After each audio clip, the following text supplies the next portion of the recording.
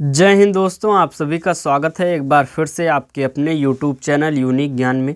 आज हम Hindi paper second BA 6 semester का चैप्टर फर्स्ट देखेंगे। इसके पहले हमने पेपर सेकंड का आपको सिलेबस भी बता दिया है, हिंदी पेपर फर्स्ट का भी सिलेबस बता दिया है और क्लासेस भी स्टार्ट हो गई हैं। तो आज से हिंदी पेपर सेकंड की भी क्लासेस स्टार्ट की जा रही हैं, जिसमें हमें पढ़ना है लोक साहित्य का सामान्य परिचय। यह हमारा पहला चैप्टर है। आपके हिंदी पेपर सेकंड का सिलेबस का जो कोर्स टाइटल है वह नाम ही है लोक साहित्य एवं लोक संस्कृति। अर्थात इस सिलेबस में हमें लोक साहित्य को पढ़ना है, लोक संस्कृति को पढ़ना है। इसके विषय में हम अच्छे से पढ़ेंगे। अगर आप चैनल पर नए हैं तो चैनल को सब्सक्राइब कर लीजिए, साथ ही साथ हमारे टेलीग्राम चैनल को ज्वाइन कीजिए। वहां पर सभी क्लासेस की आपको नोट्स प्रोवाइड कराई जाती हैं। सिलेबस जैसे कि आपको बताया गया तो उसका नोट्स आपको सिलेबस जो है वह आपको टेलीग्राम चैनल पर भेज दिया गया। हिंदी चैप्टर फर्स्ट आपको हिंदी पेपर फर्स्ट का भेजा गया, वह भी आपको वहाँ पर उपलब्ध मिल जाएगा। सभी क्लासेस आपकी रेगुलर चलेंगी। ज़्यादा आपके सब्जेक्ट्स हैं Hindi paper first paper second, तो एक दिन हिंदी पेपर फर्स्ट का चैप्टर आएगा, एक दिन हिंदी पेपर सेकंड का चैप्टर आएगा। तो सभी क्लासेस सभी सिलेबस आपका अच्छे से कंप्लीट कराया जाएगा, इसलिए चैनल पर बने रहिए। अगर आप चैनल पर नए हैं तो चैनल को सब्सक्राइब कीजिए, अपने दोस्तों के पास भी शेयर कीजिए, वीडियो लाइक कीजिए। चलिए देखते हैं लोक साहित्य का सामान्य परिचय। अगर आपको पूरा लेक्चर देखने के बाद कोई भी प्रश्न आपको पूछना हो तो कमेंट में आप पूछ सकते हैं, आपको अच्छे से बताया जाएगा। बहुत ही आसान शब्दों में आपको लोक साहित्य यहाँ पर समझाया जाएगा। लोक साहित्य क्या होता है, लोक साहित्य के क्षेत्र क्या हैं, लोक साहित्य के प्रकार क्या हैं, लोक साहित्य का वर्गीकरण, अच्छे से हम ये सभी चीज़ें चैप्टर फर्स्ट में देखेंगे। तो चैप्टर फर्स्ट की चलिए शुरुआत करते हैं लोक साहित्य से। लोक साहित्य हमारे चैप्टर का नाम भी है, लोक साहित्य का सामान्य परिचय। तो सबसे पहले हम लोक साहित्य का अर्थ जान लेते हैं, फिर हम लोक साहित्य का क्षेत्र जानेंगे, उसके पश्चात हम जानेंगे लोक साहित्य की परिभाषा विभिन्न विद्वानों द्वारा। क्योंकि लोक साहित्य का अर्थ हम अच्छे से समझ जाएंगे, फिर लोक साहित्य होता क्या है, उसके क्षेत्र क्या हैं, क्षेत्र से हमें पता चलेगा कि क्षेत्र किस क्षेत्र में उसका प्रयोग होता है, तो हम अच्छे से उसको एक प्रकार से डिफाइन कर पाएंगे। तो लोक साहित्य का अर्थ सर्वप्रथम देखते हैं। लोक साहित्य के क्षेत्र में दो शब्द प्रचलित हैं। कौन कौन से? लोक साहित्य जो है अर्थात जो साहित्य है, हिंदी साहित्य ही जो है, उसके क्षेत्र में दो शब्द प्रचलित हैं। कौन कौन से? पहला है शिष्ट साहित्य और दूसरा लोक साहित्य। लोक साहित्य जो है लोक वार्ता का एक महत्वपूर्ण अंग है तथा लोकगीत हुई, लोक कथाएँ, लोक गाथाएँ, कथा गीत, धर्म गाथाएँ, लोक नाट्य, नौटंकी, रासलीला, ये सभी क्या हैं? लोक साहित्य से संबद्ध विषय हैं। तो लोक साहित्य जो है वह एक लोक वार्ता का एक महत्वपूर्ण अंग है, मतलब लोगों से बात करने का, लोक वार्ता का, लोक अर्थात लोगों से, वार्ता अर्थात बात करने का एक महत्वपूर्ण अंग है। लेकिन अन्य जो हैं लोकगीत, लोक कथाएँ, लोक गाथाएँ, धर्म गाथाएँ, लोक नाट्य, नौटंकी, ये सभी चीज़ें जो हैं वह लोक साहित्य से ही संबद्ध अर्थात उससे संबंधित विषय हैं। शिष्ट साहित्य अथवा परिनिष्ठित साहित्य जो होता है वह निश्चित रूप से लिखित साहित्य होता है, लेकिन जो लोक साहित्य होता है उसको आगे चल के आपको पता चलेगा वह अलिखित एवं लिखित दोनों रूप में उपलब्ध होता है। लोक साहित्य जो होता है वह लिखित अलिखित दोनों रूप में होता है। परिनिष्ठित साहित्य अर्थात शिष्ट साहित्य यह जो है वह लिखित साहित्य होता है। वैसे तो लोक साहित्य सामान्यतः मौखिक हो रहा है तथा मौखिक परंपरा द्वारा ही अनवरत चलता रहा है, परंतु अब शिक्षा एवं छपाई के प्रचार प्रसार के कारण लोक साहित्य के रूप में बहुत कुछ परिवर्तन हो गया है। लोक साहित्य जो है एक प्रकार से मौखिक परंपरा है। जैसे कि आपने कुछ ऐसे गाने सुने होंगे विवाह में अपने बुजुर्गों द्वारा, अपने दादा द्वारा, दादी द्वारा, ऐसे गाना आपको सुनने को मिलेगा उनके द्वारा, जो कि आपको इंटरनेट पे या किसी बुक में कहीं भी देखने को नहीं मिलेगा। तो वह एक प्रकार से मौखिक चली आ रही हैं। अगर आपने उनसे सुना है, आपको याद है, तो आप अपने बच्चों को बताएंगे। तो एक प्रकार से वह मौखिक ट्रांसफ़र हो रहा है, लिखित कहीं नहीं है। लेकिन आज का जो समय आ गया है उसमें क्या है कि यह शिक्षा और छपाई का जो है प्रचार प्रसार होने लगा है। कुछ ऐसे भी लोग हैं जैसे कि उनको पढ़ने में जल्दी से याद नहीं होता है, जो भी गाना होता है एक बार से सुनने में याद नहीं होता है, तो वह लिख के रखते हैं। जब भी गाना होता है तो वह लिख के उसमें से पढ़ के गाते हैं। तो इस प्रकार अब धीरे धीरे उसमें परिवर्तन देखने को मिल रहा है। लोक साहित्य आज एक परिभाषिक शब्द हो गया है। यह स्पष्टतः दो शब्दों से बना है। कौन कौन से? लोक और साहित्य से बना है। शब्दकोश में अगर हम देखें तो लोक के अनेक अर्थ हैं, किंतु इनमें दो अर्थ बहुत प्रसिद्ध है। कौन कौन सा? पहला है एक स्थान विशेष के संबंध में और दूसरा है जन सामान्य। लोक का दो अर्थ है। कौन कौन सा? एक स्थान विशेष हो और दूसरा जन सामान्य होता है। अब लोक साहित्य हम देखेंगे, ऐसे लोक का साहित्य ही लोक साहित्य कहलाता है। जैसे साहित्य शब्द भी कुछ जटिल है। लोक का अर्थ हमने जाना, अब साहित्य का अर्थ हम देखेंगे। साहित्य शब्द जो है वह भी जटिल है। संस्कृत में इसका अर्थ वह नहीं था जो आज लिया जाता था।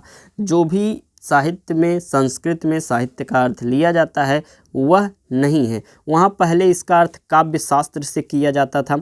आज यह शब्द अंग्रेजी लिटरेचर का पर्याय है।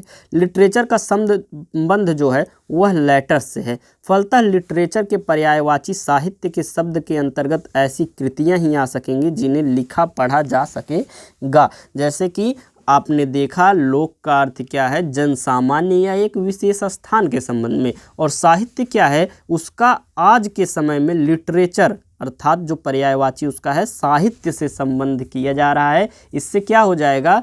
लिटरेचर ऐसा होता है, साहित्य ऐसा होता है जिसमें ऐसी कृतियां ही आ सकेंगी जिसे लिखा पढ़ा जा सकेगा। किंतु सभी जानते हैं कि लिटरेचर अथवा साहित्य की आत्मा वर्णमाला से बधी हुई नहीं है।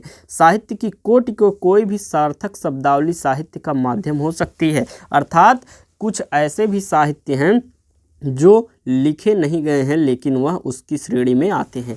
अब हम देखेंगे लोक साहित्य जो होता है, लोक काव्य जो होता है वह किससे बनता है? जन समूह की भावनाओं से। क्योंकि विभिन्न जो भावनाएं लोगों के मन में उत्पन्न होती हैं उन्हीं के अनुसार उसको अपनी अभिव्यक्ति गीत के माध्यम से करते हैं। तो कौन कौन सी भावनाएं होती हैं? जैसे कि हर्ष, खुशी, विषाद, भय, प्रेम, शोक आदि ये सभी भावनाएं लोगों की। उनकी सामूहिक अभिव्यक्ति गीत आदि के रूप में होंगी। किसी एक ने एक पंक्ति की मौखिक रचना की होगी, दूसरे ने उसमें एक और पंक्ति जोड़ दी, तीसरे ने तीसरी पंक्ति रचकर गीत को आगे बढ़ा दिया। इस प्रकार जो है एक गीत का निर्माण होता गया। जैसे कि आपके जो दादा के दादा रहे होंगे, मतलब आपकी दादी की जो दादी थी, उन्होंने कोई गीत जैसे सोहर या जो भी होता है वो बताया, तो उसमें एक पंक्ति आपकी दादी ने जोड़ दी, तीसरी पंक्ति आपकी मम्मी ने जोड़ दी। इस प्रकार एक गीत का निर्माण हो गया। इस प्रकार परवर्ती पीढ़ियों में इस गीत में संशोधन हुआ, परिवर्धन किए गए और इस प्रकार अनेक लोगों के रचना सहयोग से जो साहित्य प्रकाश में आया वही क्या कहलाया? लोक साहित्य की श्रेणी में आ गया। और यही कारण है कि लोक साहित्य की विशेषताओं के रूप में निम्नलिखित बिंदु आते हैं। लोक साहित्य की विशेषता क्या होती है? लोक साहित्य की रचना का रचनाकार ज्ञात नहीं होता।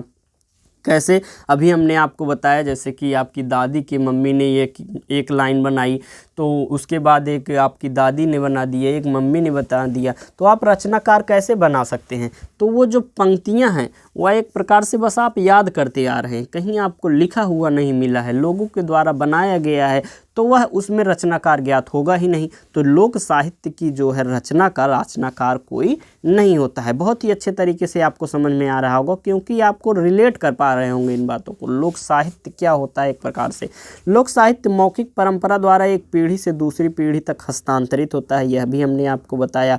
तीसरा है लोक साहित्य की रचना अनेक रचनाकारों के योगदान द्वारा अस्तित्व में आती है, अर्थात लोक साहित्य लोकमानस द्वारा रचित होता है। हमने आपको बताया था कि लोक साहित्य जो है, जैसे कि कुछ गाने आपने सुने होंगे ना, आपको कहीं यूट्यूब पे मिलेगा नहीं कहीं।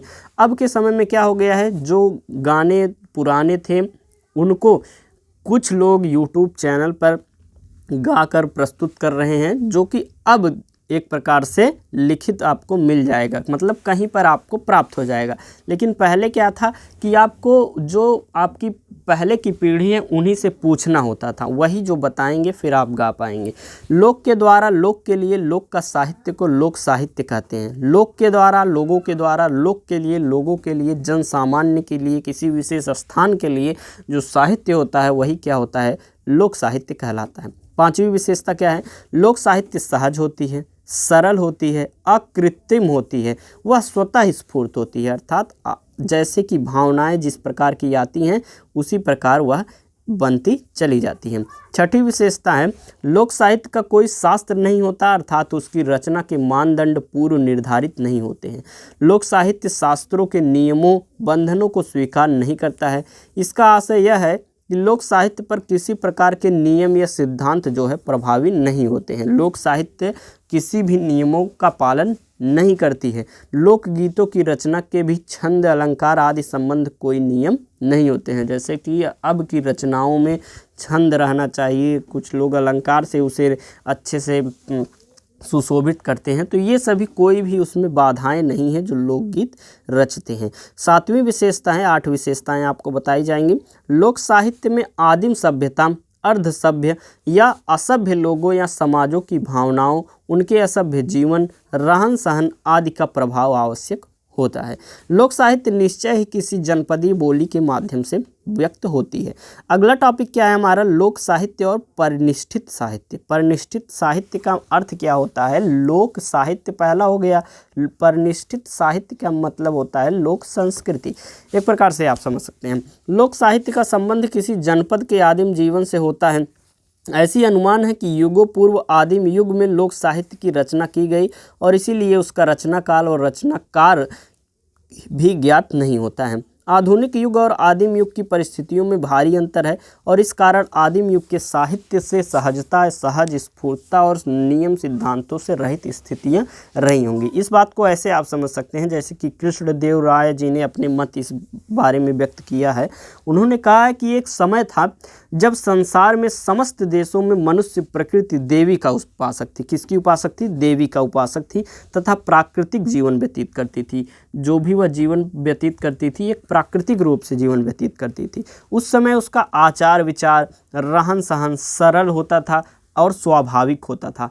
यह आडंबर तथा कृत्रिमता से, मतलब एक प्रकार से बनावटी चीज़ों से कोसों दूर रहती थी। वह स्वाभाविकता की गोद में पला हुआ जीव था। एक प्रकार से जो भी पहले के आदिम जमाने के लोग थे वह किसी भी बनावटी में नहीं रहते थे। उसके समस्त क्रियाकलाप, उठना बैठना, हंसना बोलना जो भी है वह स्वाभाविकता से आगे रहते थे। चित्त के आह्लाद के लिए, मन के अनुरंजन के लिए साहित्य की रचना उस समय भी होती थी। मतलब जिस प्रकार अभी आप गाने सुन लेते हैं तो उस समय भी गानों, लोक गीतों की एक प्रकार से रचना की जाती है जो कि आज भी होती है। परंतु दोनों युगों के साहित्य में जमीन आसमान का अंतर है। आज का साहित्य अनेक रूढ़ियों, वादों से जगड़ा हुआ है। जैसे कि अब की कविताएं जो हैं वह पिंगल शास्त्र की नपी तुली नलियों में प्रभावित होती हैं। इसका मतलब क्या है कि जैसे कि अलंकार के भार से वह बोझिल रहती हैं। कथाओं में अनेक प्रकार के शिल्प विधान, मतलब टेक्निक होने चाहते हैं और उन्हें उसका ध्यान भी रखना पड़ता है। जैसे नाटकों की कोई रचना हो तो उसमें अनेक प्रकार के नियम होते हैं, उनका पालन करना पड़ता है। परंतु जिस युग की हम चर्चा कर रहे हैं, जैसे कि आदिम युग की हम चर्चा कर रहे हैं, तो उस युग के साहित्य का प्रधान क्या होता था? स्वाभाविकता, स्वच्छंदता तथा सरलता, ये सभी प्रधान गुण होते थे। वह साहित्य उतना ही स्वाभाविक था जितना जंगल में खिलने वाला फूल, उतना ही स्वच्छंद था जितने आकाश में विचरण करने वाली चिड़िया होती है, और उतना ही सरल तथा पवित्र था जितना गंगा की निर्मल धारा होती है। इस बात से आप पता लगा सकते हैं उस समय की लोकगीत की क्या विशेषताएं रही होंगी। वह स्वाभाविकता पर थी, वह स्वच्छंदता पर थी, उनका गुण था सरलता, उनका गुण था। उस समय के साहित्य का जो अंश आज अवशिष्ट तथा सुरक्षित रह गया है वही हमें लोक साहित्य के रूप में उपलब्ध होता है, जो कि हमारा टॉपिक है। हमने अच्छे से इसको समझ लिया। आगे हम देखेंगे लोक साहित्य की परिभाषा विभिन्न विद्वानों के द्वारा। लोक साहित्य की पूर्ण तथा सर्वमान्य परिभाषा जो है वह विद्वानों द्वारा आज तक नहीं दी जा सकी है, जिसके आधार पर लोक साहित्य की कोई पहचान स्थापित की जा सके। कोई विद्वान ऐसे कोई पहचान नहीं बता सका है कि उसको देखकर बताया जा सके कि यह लोक साहित्य है। फिर भी अनेक विद्वानों ने लोक साहित्य की परिभाषा अपने अपने दृष्टिकोणों से देने का प्रयास किया ही है। इसलिए पहले हम कुछ प्रमुख विद्वानों के द्वारा दी गई परिभाषाएं जान लेते हैं। जैसे कि आचार्य हजारी प्रसाद द्विवेदी जी ने कहा है, ऐसा मान लिया जा सकता है कि जो चीज़ें लोक चित्त से सीधे उत्पन्न होकर सर्वसाधारण को आंदोलित, चालित और प्रभावित करती हैं, वे ही लोक साहित्य, लोक शिल्प, लोक नाट्य, लोक कथानक आदि नामों से पुकारी जाती हैं। मतलब लोक चित्त, लोगों के मन से सीधे उत्पन्न होती हैं, वही क्या होती हैं, लोक शिल्प, लोक साहित्य होती हैं। किसने कहा? आचार्य हजारी प्रसाद द्विवेदी जी ने। डॉक्टर सत्येंद्र के अनुसार अगर हम देखें तो वह कहते हैं, लोक साहित्य के अंतर्गत वह समस्त बोली या भाषागत अभिव्यक्ति आती है जिसमें आदिम मानस के अवशेष उपलब्ध होते हैं, अर्थात प्राचीन लोगों के जिसमें अवशेष हैं।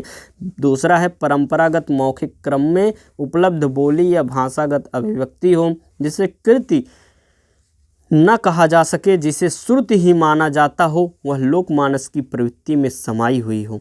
तीसरा उन्होंने बताया, वह कृतित्व हो किंतु वह लोकमानस के सामान्य तत्वों से ऐसे युक्त हो कि उसके किसी व्यक्तित्व के साथ संबंध रहते हुए भी लोक उसे अपने ही व्यक्तित्व की कृति स्वीकार करे। तो ये तो हमने जान लिया उसकी परिभाषा के विषय में। अब हम देखेंगे लोक साहित्य का क्षेत्र। लोक साहित्य का क्षेत्र जो है वह बहुत व्यापक है। कितना व्यापक है? लगभग बहुत व्यापक, आप बता नहीं सकते इसका क्षेत्र कितना बड़ा है। लोक साहित्य के विद्वानों का मत है कि जहाँ जहाँ लोक है वहीं वहीं लोक साहित्य भी उपलब्ध है। जो लोक साहित्य के विद्वान हैं वह क्या कहते हैं, जहाँ जहाँ लोक है, जहाँ जहाँ जन सामान्य है, जहाँ जहाँ कोई विशेष स्थान है, वहाँ पर लोक साहित्य भी उपलब्ध होता है। आदिम जीवन का तो लोक साहित्य से घनिष्ठ संबंध है। यदि यह कहा जाए कि आदिम जीवन लोक साहित्य का संस्कार विधाता है तो कोई अतिशयोक्ति नहीं होगी। पूर्ण सभ्य सुसंस्कृत जातियों के जीवन में संस्कारों को संपन्न करने में जो भूमिका वैदिक मंत्रों की होती है, वही आदिम जातियों ने लोकगीतों की भी स्वाभाविकता को भूमिका होती है। मतलब जिस प्रकार वैदिक मंत्रों का एक प्रकार से भूमिका होती है, उसी प्रकार आदिम जाति जो थे उनके जीवन में लोकगीतों की भी भूमिका वही होती है। वास्तव में लोक जीवन के लिए लोकगीत ही वैदिक मंत्र हैं। जो लोक जीवन है, वैदिक मंत्र उनके लिए क्या है? लोकगीत ही उनके हैं। जन्म से लेकर विवाह मरण तक के विविध अवसरों पर लोकगीत गाने की परंपरा है और संपूर्ण व सभी ऋतुओं में जीवन के विविध क्रियाकलापों के अवसर पर लोकगीतों के गाने की परंपरा है। इसी प्रकार बाल्यकाल से ही दादी नानी कहानियों से लेकर व्रतों, त्योहारों, पर्वों, उत्सवों, मेलों, तीर्थों, धार्मिक सामाजिक क्रियाकलापों के अवसर पर लोकगीत को गाया जाता है। आपने आपके घर पर जब भी कोई एक प्रकार से त्यौहार आया होगा, जैसे कि एक त्यौहार होता है तीज या जो भी होता है जिसमें महुआ चढ़ा के पूजा की जाती है, बैठ के सभी लोग करते हैं, तो उसमें भी गीत गाया जाता है, लोकगीत गाए जाते हैं, माँ की महिमा को बताया जाता है। एक आपको पूजा होती होगी दुर्दुरिया माई, वहाँ पर भी गांव की सभी स्त्रियां, जितनी स्त्रियों का माना जाता है, सभी लोग एकत्रित होकर दुर्दुरिया माई की बखान करते हैं। किसके माध्यम से? लोकगीतों के माध्यम से या लोक कथानकों के माध्यम से। तो इस प्रकार जो है पहले के जीवन में जो होता था, कोई भी त्यौहार आता था, पर्व आता था, मेला होता था, सामाजिक क्रियाकलाप होते थे, सभी में क्या होता था? लोकगीतों का गायन होता था। तात्पर्य यह है कि लोक जीवन का प्रत्येक क्षण लोक साहित्य से किसी न किसी प्रकार से संबद्ध रहता है और जिस प्रकार मनुष्य का जीवन बहुआयामी है, उसी प्रकार लोक साहित्य का क्षेत्र भी बहुत विस्तृत है। और इसी संबंध में कृष्णदेव उपाध्याय जी क्या कहते हैं? वह कहते हैं कि लोक साहित्य का विस्तार जो है अत्यंत व्यापक है। साधारण जनता जिस शब्दों में गाती है, रोती है, हंसती है, खेलती है, और उन सबको लोक साहित्य के अंतर्गत रखा जा सकता है। पुत्र जन्म से लेकर मृत्यु तक जिन खोड़स संस्कारों का विधान हमारे प्राचीन ऋषियों ने किया है, उन सभी में किसकी आवश्यकता पड़ती है? लोकगीत की। प्रायः उन सभी संस्कारों के अवसर पर गीत गाए जाते हैं कि बहुना प्रिय व्यक्ति की मृत्यु के अवसर पर भी गीत गाने की प्रथा है। मतलब जब बहुत प्रिय व्यक्ति का मृत्यु हो जाता है तो उस समय भी लोकगीत लोग गाते हैं। विभिन्न ऋतुओं में प्रकृति में जो परिवर्तन दिखाई पड़ता है उसका प्रभाव जनसाधारण के हृदय पर पड़े बिना नहीं रहता। अतः बाह्य जगत में इस परिवर्तन को देखकर हृदय में जो उल्लास या आनंद की अनुभूति है वह लोकगीतों के रूप में प्रकट होती है। बस आप ध्यान से सुनते रहिए, आपको कहानी के माध्यम से इस प्रकार बताया जा रहा है कि बहुत अच्छे से आपको समझ में आ जाएगा। लोग जैसे कि पहले आपने पुरानी पिक्चर्स देखी होंगी तो खेतों की बुआई करते समय, निराई करते समय, लुनाई करते समय आदि के समय भी गीत गाए जाते हैं। जनता अपने पुरुषों के शौर्यपूर्ण कार्यों को गाकर आनंद प्राप्त करते हैं। उनका यशोगान कर श्रोताओं के हृदय में वीर रस का संचार करते हैं। जैसे कि हमारे जो देशभक्ति जो लोग थे देश के लिए, जिन्होंने अपना प्राण बलिदान किया, उनके ऊपर भी गीत बने हुए हैं, उनके यशोगान किया जाता है और उससे लोगों के मन में एक देशभक्ति को जागृत किया जाता है। तो ये गीत लोक गाथाओं की कोटि में रखे जा सकते हैं। लोक साहित्य का क्षेत्र इतना व्यापक है कि इसके अंतर्गत आर्थिक, सामाजिक, आर्थिक, पौराणिक, नैतिक, भाषा शास्त्री जैसे सभी विषय समाविष्ट रहते हैं। लोक साहित्य का ज्ञान के प्रत्येक क्षेत्र में हस्तक्षेप है। लोक साहित्य जो है वह प्रत्येक क्षेत्र में है ज्ञान के, उसके क्षेत्र की व्यापकता को नकारा नहीं जा सकता है। अब हम देखेंगे लोक साहित्य के वर्गीकरण के विषय में, अर्थात लोक साहित्य जो है वह कितने प्रकार के होते हैं। जैसे कि उसमें हम देखेंगे लोकगीत क्या होता है, लोक गाथा क्या होती है, लोक कथा क्या होता है, और हमारा लास्ट टॉपिक होगा लोक नाट्य क्या होता है। उसके बाद हमारा चैप्टर जो है वह समाप्त हो जाएगा। तो यह हमारा फर्स्ट चैप्टर होगा जिसमें हमने लोक साहित्य का अर्थ पढ़ेंगे और पढ़ेंगे लोक साहित्य की परिभाषा, लोक साहित्य का क्षेत्र, और हमारा लास्ट टॉपिक लोक साहित्य का वर्गीकरण होगा। वीडियो बहुत ही कम समय में आपको यह चैप्टर दिया जा रहा है क्योंकि आपको जो प्रमुख तथ्य हैं उसके बारे में जो मेन टॉपिक्स हैं वही बताए जा रहे हैं, और इतना आप पढ़ लेते हैं तो इस चैप्टर में कुछ भी आता है, हर एक चैप्टर अलग अलग से कराया जाएगा। तो उस चैप्टर से जो भी प्रश्न बनते हैं उन्हीं के बारे में बस आपको यहाँ पर चैप्टर्स में बताए जा रहे हैं, और यह आप पढ़ लेंगे तो चैप्टर आपको बहुत अच्छे से समझ में आ जाएगा। तो सभी चैप्टर्स आपको कराए जाएंगे, चैनल पर बने रहिए। जो भी समझ में ना आए आप कमेंट में पूछ सकते हैं और अपने दोस्तों के पास भी शेयर कर दिया करिए, वीडियो को लाइक कर दिया करिए। तो चलिए देखते हैं लोक साहित्य का वर्गीकरण। लोक साहित्य के अंतर्गत लोकगीत, लोक गाथा, लोक कथा तथा लोक नाट्य आदि आते हैं। सबसे पहले हम जानेंगे लोकगीत के विषय में। लोकगीत की प्रमुख परिभाषाएं जो हैं, पहली परिभाषा, आदिम मनुष्य हृदय के गानों का नाम लोकगीत है। आदिम मनुष्य जो है हृदय से जो गा देते थे जो भी गीत, वह लोकगीत के श्रेणी में आ जाता था।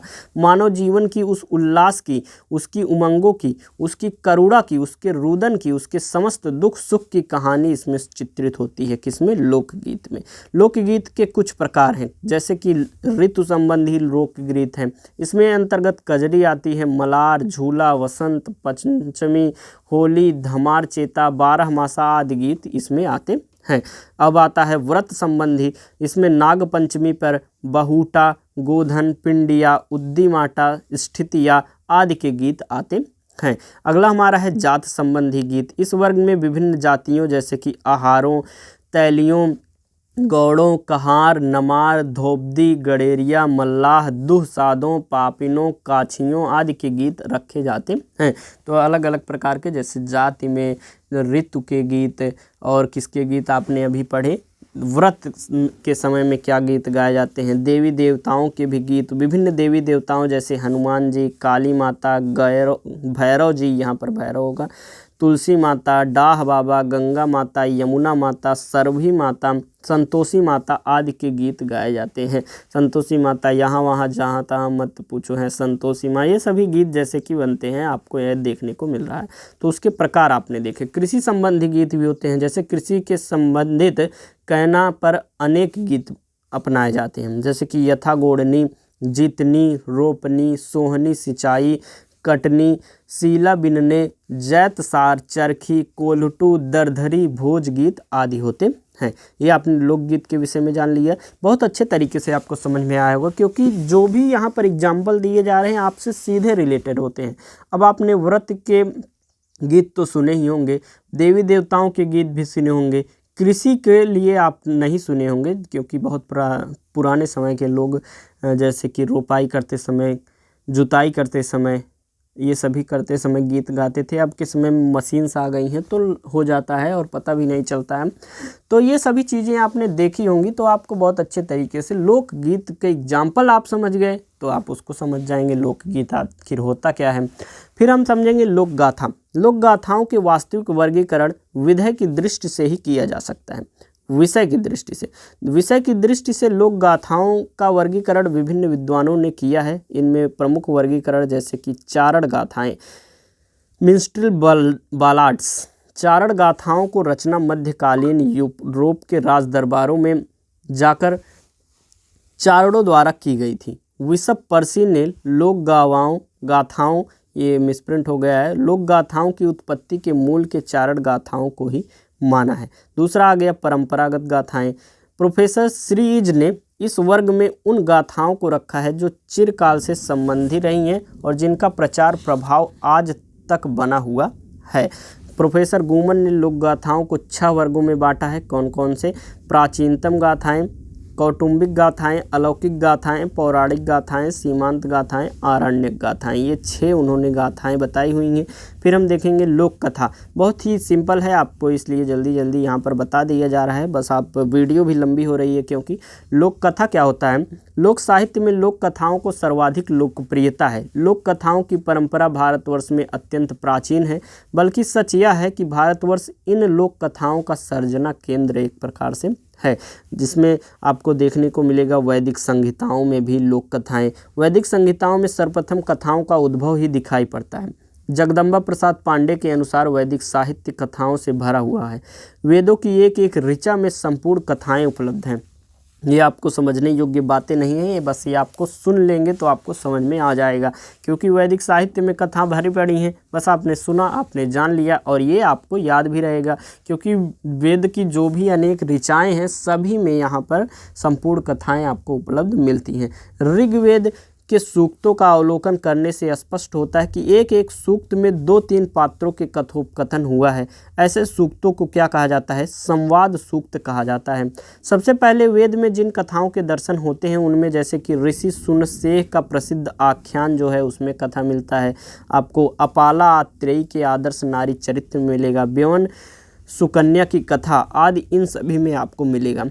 दूसरा आपको मिलेगा ब्राह्मण ग्रंथों में भी लोक कथाएँ, जैसे कि ब्राह्मण ग्रंथों में ऐसी ऐसी कथाएं आई हैं और ऐसे ऐसे सुंदर संवाद आए हैं जिनके आधार पर इन चीज़ों को हम लोक कथाओं के आदिम चरण मान सकते हैं।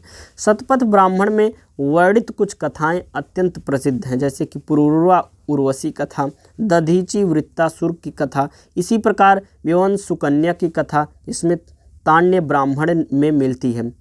इसी क्रम में ऐतरेय ब्राह्मण में महर्षि वृष के महत्व का प्रतिपादन हुआ है।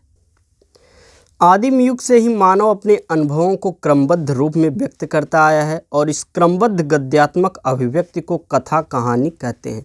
और इन कथात्मक अभिव्यक्तियों के 2 रूप देखने को मिलते हैं। कौन कौन से? पहला पौराणिक कथाएं और दूसरा होती हैं लोक कथाएं।